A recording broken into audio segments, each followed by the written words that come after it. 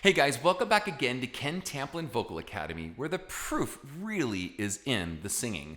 We got a lot of requests for this one, none other than Alice Cooper. The song is called School's Out. Now, Alice was the original shock rock guy. I mean, way before Ozzy was biting heads off of bats or Marilyn Manson was doing crazy stuff.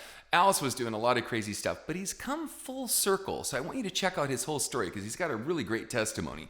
At any rate, by the way, I'm going to release this before summer, so it's really appropriate.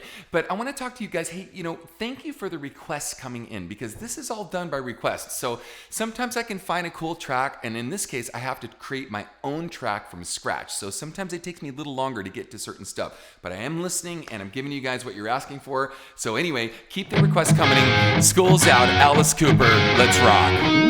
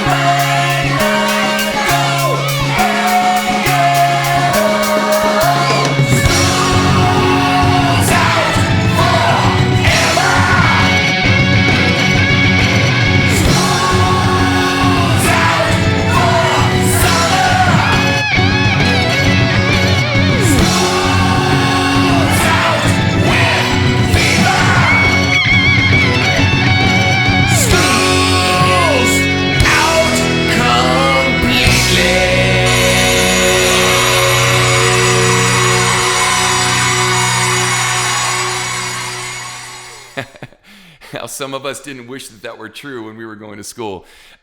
Anyway, I want to talk about Alice's voice, and he's a really, really throaty singer, a lot like Lemmy from Motorhead. So let's do a couple verses here, and I'll show you what I mean. So, well, we got no choice. This grindy. All the girls and boys making all the noise. 'Cause they found new toys.